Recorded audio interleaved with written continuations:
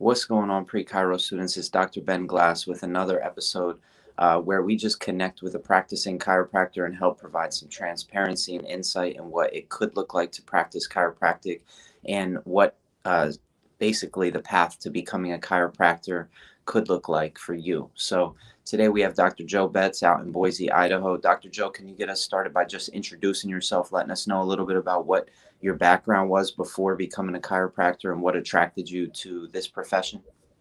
Yeah, absolutely. I've been in chiropractic now for a little over 20 years. And before chiropractic school, I was in undergrad at the University of Pittsburgh, earning a degree in undergraduate degree in biology, biological sciences. And I knew I was going to go into healthcare. Wasn't sure exactly what I wanted to do. I kind of am different than a lot of chiropractors. I didn't have that chiropractic experience as a younger person. And so I was really looking at a lot of different health professions. And then one of my good friends from undergrad went to Life University in Marietta, Georgia, and I stayed in Pittsburgh and did medical research for a couple of years. And I went and visited him and checked out the school, and he was just so excited and so fired up and pumped up. It was contagious, and that's what brought me down to Life. I actually didn't even get my first chiropractic adjustment until I went and visited him at Life University. So, and he had an upper quarter roommate that was seeing students in clinic, and so I got to go get my first adjustment ever. So that's where my first adjustment occurred, and so that's what brought me into chiropractic. Can you reflect on what it was like to show up at chiropractic school without that experience? And if you could do it again, would you have that experience? And how deep would you go with the experience before you arrived there so that you could have a better context, maybe, or maybe you could get a little bit deeper earlier on in your training? Yeah, it was a little different because, like I said, so many of my fellow classmates had experiences with chiropractic, and I think 20 years ago, the majority of students that went to chiropractic school, that was their story. And, their parents were a chiropractor, or aunt or uncle, or they were a patient of a chiropractor and had a personal experience. And I didn't have that. So it was a little different. They came into classes and already had this passion, this personal connection. And I really didn't. I was looking at it as a profession that's going to help people and so forth. But my suggestion is nowadays so many students come into chiropractic school without that connection, without that experience, because the profession's in such high demand. And so my suggestion is go visit chiropractors and shadow them in their office. I have chiropractic students, prospective students, come to my office quite frequently, actually, and hang out for the day. And I usually buy them lunch or something. And we get to talk about chiropractic and what the profession looks like. So I recommend doing that. I think that's one of the best things a pre-chiropractic student could do to kind of connect. Can you talk about some of the things that you want to introduce a prospective student to? Because just to be clear, or to set the table for you to answer this question, the third stage of pre-chiro, as I see it, is to become an apprentice. And what that means in this context is to really see the front end and the back end of not only the practice of chiropractic, but maybe also how you manage your staff, how you run a business, and then also how you provide care for people. It's obviously unique in your practice. Can you describe your practice from the inside and out, not only on the front side of how you take care of people, but also on the back side? Yeah, absolutely. That's one thing a lot of people don't realize. I think when you get into chiropractic as a profession, you are destined to be a business owner, and which is great, but it is a lot of work. And I actually have two practices in the Boise area, and we're currently building a brand new building for the one clinic, and we're actually planning a third location too for next year. And so we're always growing, always expanding. And the staff struggles, I would call them, can be real. But when you have an awesome team like I do, my team is absolutely incredible. They make your quote unquote job enjoyable. It doesn't become challenging anymore. And I've right now I've got the best staff I've ever had, and they're a pleasure to work with. And they make the practice go. They feel the passion of helping patients and helping people get better and feel better and live healthier lives.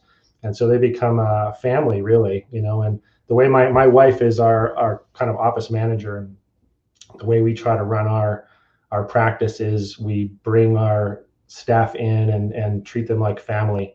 And we all, we do things together. And of course, they're all younger than my wife and I, so they tend to do a lot of more things together than we do with them. But we do things with them and we hang out, and it is like a second family for all of us.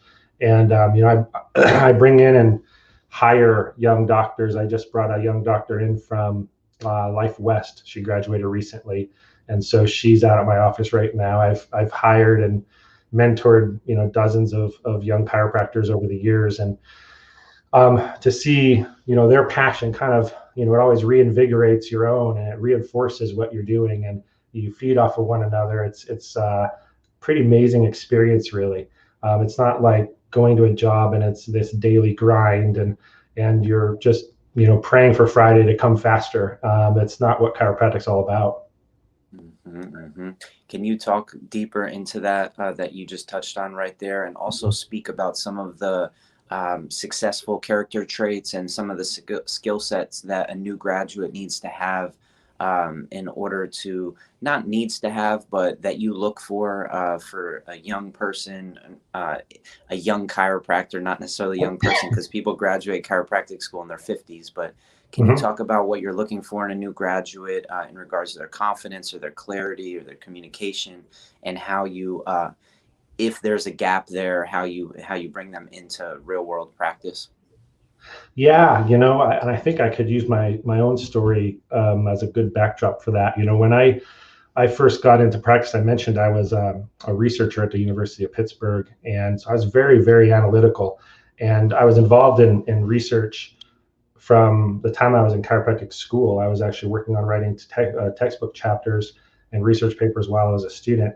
And so when I got into practice, I thought the more knowledge I had and the smarter I was, the more successful I'd be. And it doesn't really work that way in real life. It's great to have that knowledge and have that information in your brain to be able to follow on to help patients. But what ultimately makes somebody successful in practice, and obviously I had to learn this the hard way over 20 years, is communication and passion, and expressing that passion and empathy for patients and connecting with them. And if you have the ability to communicate with people and talk with people, and you're a likable person, so to speak, then I think you're going to be very successful in practice. And it just translates to creating relationships with patients.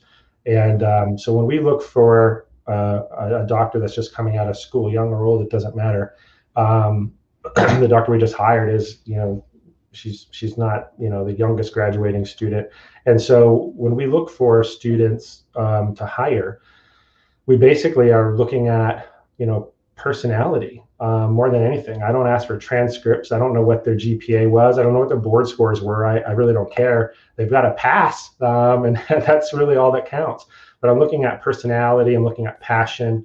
I'm looking at the ability they have to connect with people. That's what we try to look for, and that's what makes a successful chiropractor. And I think that's one of the great things about chiropractic. And you can go, like I did, you can go from being this analytical research type person, and use your personality and connect with people.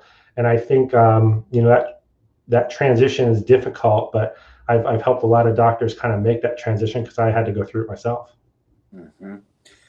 Can you discuss the style of practice you have? You practice CBP, chiropractic biophysics. We've had Dr. Deed Harrison on the podcast here to really just touch on some of the basic fundamentals of biomechanics and how to understand the arthrokinematics of the spine and how it changes over time, and how to create a corrective care plan. But can you maybe just unpack some of the nuts and bolts of how your practice style really translates into how you serve somebody?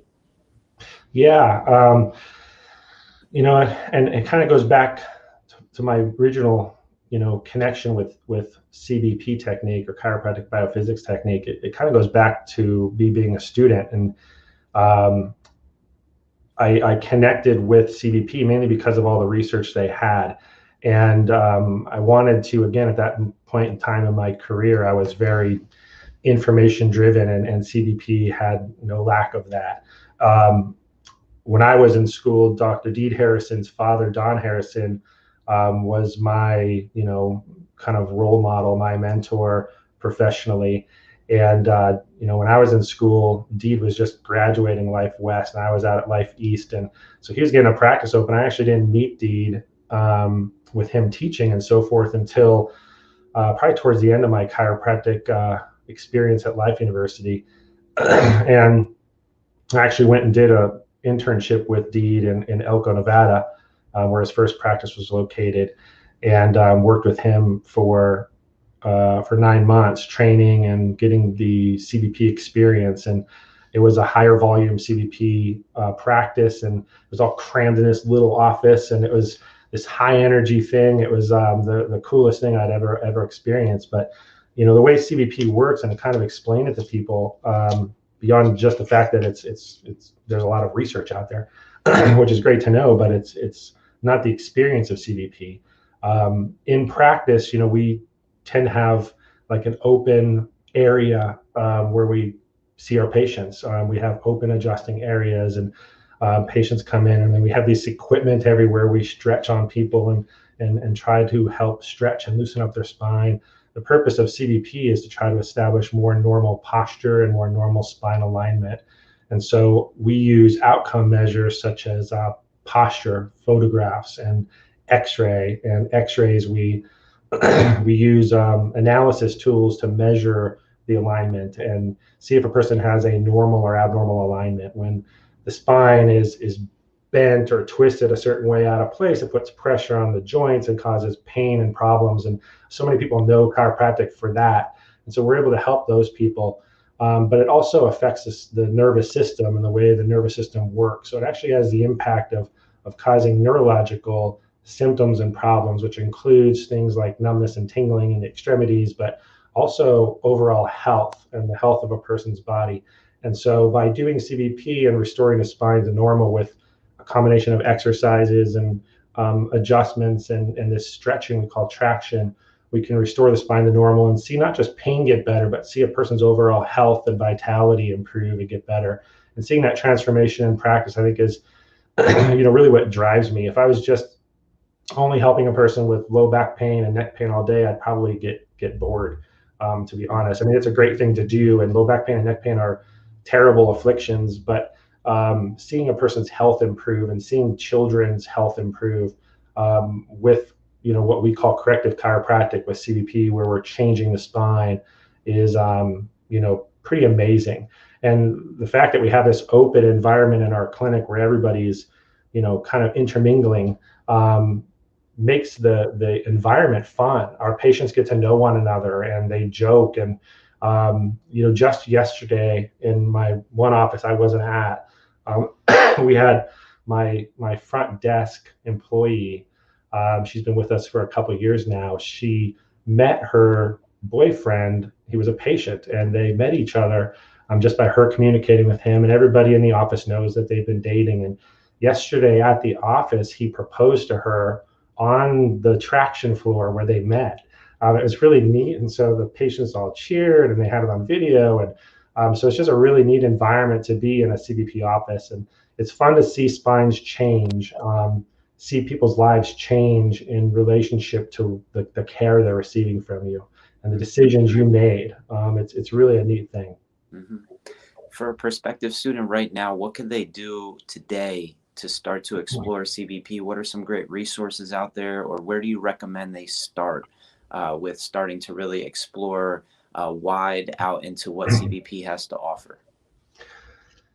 I think a really good thing to do is to try to get to a CBP doctor's office and shadow, like I explained, and kind of see. And I think you should do that for different techniques, because you may get to a CBP office and realize, well, I don't know if this is right for me. And maybe you steer a different direction. But to find a CBP office, you can just search for it. But what I would recommend doing is going to the website for CBP Technique, and it's got a simple website URL. It's idealspine.com. And if you go there, there's a tab called Resources, I believe, and you can go under that and find a doctor. And there's doctors all over the world that practice CBP. It's taught at several different colleges too, but it's practiced by thousands of doctors around the world, and so it's not hard to find one in your area. And you just call them up, like I said, and talk to the front desk and say, hey, I'm a student in college, or I've got this career, but I'm looking at becoming a chiropractor, and I wanted to see if I'd be able to come to the office and shadow, Dr. So-and-so. And I have never, ever in my career said no to that. I actually look forward to it. I think it's fun having a prospective student come in the office, and my staff enjoys it too. And so that's what I recommend. And get to the office and just experience it and ask questions and keep in contact with that doctor. They're never going to turn you away. We have a passion for helping people, but part of that is trying to help young, inquisitive minds,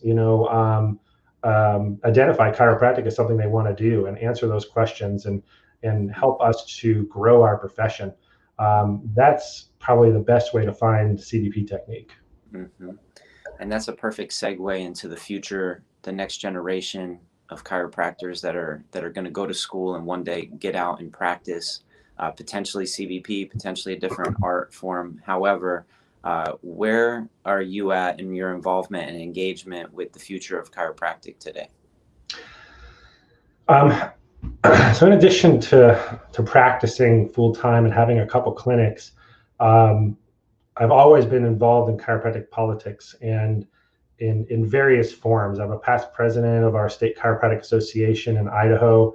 I've been sitting on the board of directors for the International Chiropractors Association, the ICA, for the last 12 or 13 years. And I had an organization in chiropractic recently. They're actually kind of going through this exercise right now with an outside company guiding us on the future of chiropractic. And this, it was formerly called the Congress of Chiropractic State Associations, and it's now rebranded the Chiro Congress. And they're kind of spending and investing in this process where we have these outside consultants help guide us on where the future of the profession is going, where it should be going, how it should be getting there. And I was brought in on the research side of things. There's also other branches like legislation, and there's other branches like professional identity and different things of that nature. But we kind of all intermingle and cross paths and ideas and so forth. And the main thing that we're looking at is where we want the profession to be and where we want it to go, how we want it to look in 20 years, for example, and how we get there now, and we set goals for 1 year and 3 years and 5 years. And we're always interested in advancing chiropractic research. That's obviously the area that I was brought in on.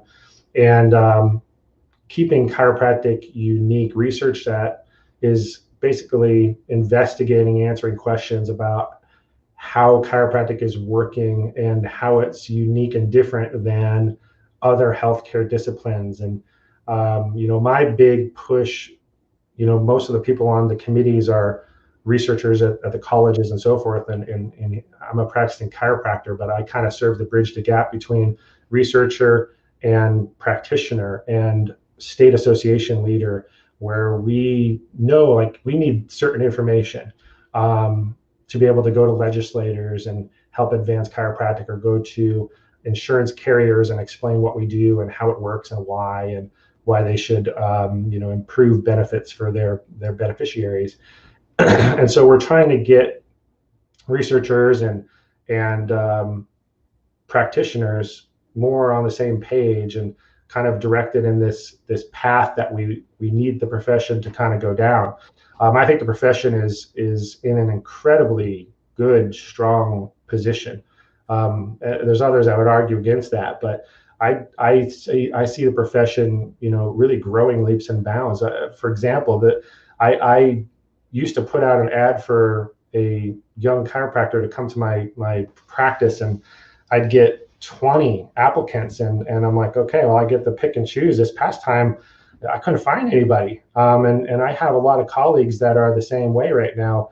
We can't find young doctors. They're in such high demand, we really can't get them. So I think the future is really bright, and I think it's bright for young doctors. With this COVID thing, we didn't know what was going to happen, and it's honestly become we just plowed right through it. I think chiropractic's always going to be needed, and people are always going to want it. And the future is certainly going to be, I think a positive thing for anybody. Again, as long as you have that passion and connection to chiropractic, whatever that is. It could be chiropractic pediatrics. It could be helping in sports injuries, and it could be just general chiropractic practice. Or like me, I gravitated towards a specific technique, but I have a passion for it. And that passion comes out, and that's what makes a person successful. You have that, and the future is bright. And the future of the whole profession, I think, is going to be, quite amazing. Mm-hmm. Can we get real specific? Because your involvement in chiropractic politics, you said you were a past president of a state association. Now you're involved in a research committee that's under the umbrella of a project that's looking at the future of the profession and making projections, but also drafting potential research projects that need to happen. Can we talk specifically about what it would take to get chiropractic onto some college campuses or high school campuses so that students at those campuses can get exposure and get experience seeing a chiropractor? Because I believe that's a big gap right there, and it's a big disconnect between the people that are involved in getting educated and obviously are thinking a lot about the world and how they see themselves in it, and having them be able to see a chiropractor, I think at that really critical juncture of their life would be critical for them to see the value of it as they go out into the world. Yeah, and kind of getting to the high school students and the college students, I think is extremely important. One of the things I had being out in Idaho from Pennsylvania and being a University of Pittsburgh graduate for my undergraduate degree, probably 15 years ago, my undergraduate school contacted me and said, "Hey, we're having a career fair in Boise, and we usually reach out to our alumni and whoever is in the area. We see if they can volunteer." And so my wife is also a graduate from the University of Pittsburgh. So we went and did this career fair at the school, and we had a booth, and we answered questions, and it was all high school students, obviously, because we're talking about an undergraduate college. And it was a great way to get to and talk to prospective students for my undergraduate. I think that would be a great way for young, even coming out of high school, young students to experience and be able to have questions answered about chiropractic is at those types of events. Obviously, this year they're probably all virtual in nature, but certainly in the future, those are a really powerful thing, I think, for schools to be looking at doing. And I do think that's something that schools would need to spearhead. Obviously, that's their strong point, and they have strong connections in every state. For example, in 2 weeks, we have Dr. Ron Oberstein, the president of Life Chiropractic College West in Hayward, California, coming to Boise, Idaho, and they're sponsoring a dinner for alumni and friends. And I'm not an alumnus of Life West, but I'm a friend, and I donate money to Life West Chiropractic College. I love what they're doing over there, and they come and they invite all their alumni, and they encourage us and friends to bring prospective students and just introduce them, and they give a talk, and they have a nice little dinner. And I think those are great events. I've done those in the past with other college presidents as well, and helped try to organize those and make doctors aware they're going on and so forth. And so I think those are really good events to reach out to. And we'll be bringing actually my front desk staff, Emma. She's got some interest in chiropractic. She's 19 years old. She's actually been with us since she was 17, and she's just a whiz. And she'll be coming to that dinner with us. It's on my anniversary night, so I won't be staying the whole night, but we'll be there hanging out with Dr. Oberstein. So those types of events, I think, are really powerful. But the bigger, broader reaching ones where we get to kind of meet the prospective students, like on their campus or at an event, I think are really powerful, or should be really powerful for chiropractic. I think we need to get involved in those more. Mm-hmm, mm-hmm. What advice would you give to a student who's interested in research or maybe interested in politics about how they can maybe involve themselves in those ways beyond just being in practice? Yeah, definitely. For it's not for everybody. I kind of had developed a passion for doing this stuff with Don Harrison as my inspiration, I guess. So mine goes way back to when I was a student, and I was kind of introduced to the politics of chiropractic on one side, and then the research aspect of the profession on the other. And I guess I couldn't pick between both of them, so I do both. But it leads to me being, kind of helping integrate those things, I think, in real life. But to get involved in it as a student, I think there's different levels to be involved. As a student, you could be involved in research on a minimal level, but still a helpful level by just learning how to write and publish a case report. And you can do that as a student. It's easy to do. You can learn how to write a case report in an hour or two with the right instructor and mentor. And so you can go to the research department when you're at school and talk to a researcher there. They are always accessible. We had this discussion yesterday. We had a couple hour meeting, roundtable virtual meeting yesterday. And these researchers we had a recent grad on there who wants to get into research. And they were all like very supportive of this young man that wants to make research a part of his chiropractic career. And but he said there's a lack of, an apparent lack of access to researchers, and every single person on this phone, we're talking about researchers who are leading research departments at the schools. They're like, absolutely not, just knock on our door and we will drop what we're doing and we will answer questions. And if you're really interested in doing projects and helping and steering your career in that direction, they will sit down and help guide you and explain the different pathways of making that a reality. And so research, I think it could start at a basic level where you're simply just contributing to the research while you're planning a practice and going to be practicing. And it could go as high as, becoming a chiropractor with a DC degree and further pursuing an advanced degree like a PhD in a certain area of study. And these researchers will help guide you on that based upon your interests and your passions and so forth. And I think that's the right way to go for research. And for politics, you can get involved in politics as a student. They have all kinds of student groups and student associations, and you want to get involved at that lower level when you're a student and get that experience on how the mechanics of those kind of entities work, those boards and so forth, and being board members. I've been board members on a lot of different boards of directors, and learning how they work is a really good thing to do when you're young. When I came out to Idaho, I immediately joined my state association. The first thing I did, and in Idaho, the first year is free. And so I started to go to these monthly meetings they had in Idaho, and I got to meet all these other doctors, and we got to kind of collaborate and have a fellowship once a month, which was great. Because when you're in private practice, you're like got these blinders on for your practice, and you're not intermingling with other doctors as much as you should be. You're so focused on your patients and your clinic and your staff.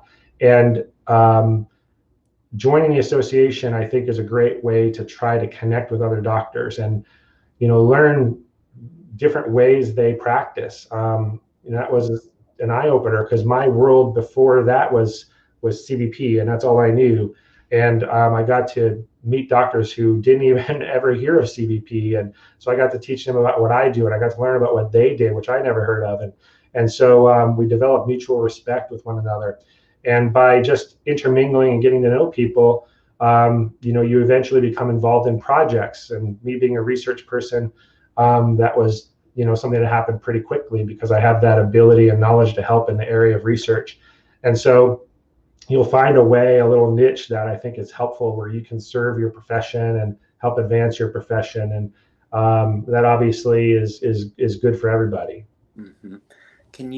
I'm not sure if you're comfortable doing this, but could you touch on some of the researchers that you're currently sort of in association with, that you might recommend a prospective student just explore the work that they've contributed to? I'm sure you can type in certain researchers' names and it'll list out some of the publications that they've contributed towards. Could you maybe, because we're trying to build an ecosystem or an infrastructure so that a prospective student can really see, okay, if I'm interested in research, who are some of the researchers that I should really explore their work?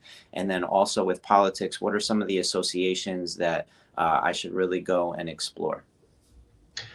Yeah, I think as far as researchers, I'm obviously really biased because I'm a CBP researcher, and so I appreciate the work we've done.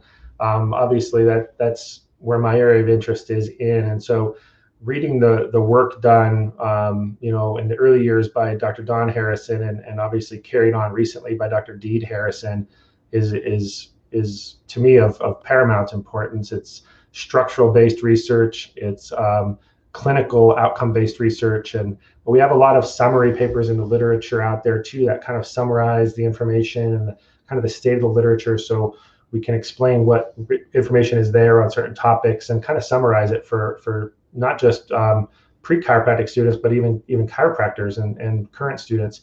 And so reading those authors is obviously really, I think, a good thing to do. And Dr. Paul Oakley is one of the lead.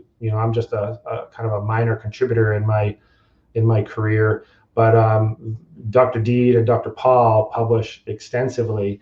CBP works a lot with the United Arab Emirates and the university over there, and they took a keen interest in some of the methods that we use and the outcomes we get in their physiotherapy department. So a lot of the work is collaborative across disciplines. Yesterday I was on the phone, and one of the attendees at that meeting was Dr. Heidi Havoc, and she's out of New Zealand, and her research she does more basic science research on like the neurophysiological function of what occurs in a person's body when they get an adjustment. And reading her research to understand the far-reaching effects of the chiropractic adjustment, I think, is extremely important. My other areas of interest, research isn't something that's just chiropractors. My primary interest in practice is scoliosis, for example, and so I read extensively on scoliosis research and what's being done in those areas. And so a lot of times it's not just chiropractic research. It's really different areas of research, and there's different organizations to look at, I think, and look at what they're doing for scoliosis outside of chiropractic. For example, they do a lot of exercise rehabilitation for scoliosis. In Italy is an organization called ISICO, ISICO, and they do a fantastic job. To me, they're doing the best job of conservative non-surgical scoliosis research in the world, and they've been hammering it out now for almost 20 years. And so there's groups like that. and as far as becoming involved in organizations, being a board member of the ICA, the International Chiropractic Association, I highly recommend connecting with the ICA as a pre-chiropractor. We have campus groups, we have student ICA groups at nearly every campus. And so becoming involved in that organization, if you're interested in politics, would be a great segue into the profession and into involvement in chiropractic politics. I believe strongly in the mission of the ICA and what they stand for and what they are working on and what they're doing. And I'm sure my time being on there for 12 years now is coming to an end. And I've enjoyed my time working with the ICA extensively. So I really recommend looking at ICA, and their website is chiropractic.org. So you can't forget that one. So I would check out those groups, and I think that'd be a great head start. Mm-hmm. Yeah, I want to thank you so much for just introducing the prospective students to all the different directions that you've gone in, and just shining a light and giving some insight into what it could look like to become a chiropractor and be in practice, have people that work for you, not only as staff, but also as associate chiropractors, and really mentoring them. Last little moment here, can you just touch on the importance of mentorship? You're mentoring others. You've had obviously mentioned multiple times that you've had mentors that inspired you. Can you just touch really quickly on the importance of mentorship, please? Yeah, I think every young doctor, they need someone that um, they're going to model themselves after professionally. And obviously, when you get into practice and you make everything your own eventually, but in the beginning, you're trying to find yourself and try to find your way through the day to day, daily grind of practicing and having someone who's been there and done that you can kind of envision like your practice professional personality being like, whether it's 5 years, 10 years, or 20 years down the road. Having that person, involved when you're at the early stages is so helpful. A lot of times when you come out of school, um, you think you know everything and you have everything you need to be successful. And even the person who the most prepared, most intelligent, most passionate person, they still have gaps and they don't have all the answers. And even that person needs mentorship and help. And there's always doctors out there who are going to be willing to do that. And when we bring in our associate doctors, generally they're coming to my office. We have people come out for 2 or 3 years, and by the time they're 2 years in, they're pretty well ready to be able to do everything they need to be able to do in a daily practice. But to just come out of school, I mean, yeah, doctors do it, but man, I couldn't imagine not having gone to Dr. D. Harrison's office and had that experience. My practice would have been night and day difference, and it wouldn't have been a good difference. It would have been a bad difference. So finding that right person to connect with, that you can kind of envision yourself being like, is, I think, really, really important. And that may be more than one person, but I think one mentorship is that one connection is probably the most important thing. And that's the way I kind of approached, myself getting into practice. And that person changes over the years. You might start one way and then you kind of run into and meet other people that you admire the way they practice and how they do things. And then that person becomes your mentor. And I'm always willing to help young doctors. So if anybody is watching this and thinks I would be helpful to talk to them, I'm always available for people to talk to. Mm-hmm, mm-hmm. Yeah, no, thank you so much. I appreciate you providing all the different resources and going deep into the research, the politics, and the practice, because uh, it's important for students to see that there's other avenues besides just developing themselves into a chiropractor that they can be professionally engaged with. And I think that as a pre-chiro population, if we can increase the size of that, it will open new doors because they already go to school at institutions that have research facilities and that have access to resources and maybe endowments, that if they were passionate enough to develop a research project where pre-chiro students were trying to uplift the consciousness of people's posture or people's alignment, or inspiring fellow students to maybe just get adjusted or get checked or get seen by a chiropractor either locally or at their actual college campus health center, I think it would be huge. So anyway, I want to thank you for your time. I appreciate it, Dr. Joe, and we'll be in touch. All right. Thank you. Absolutely.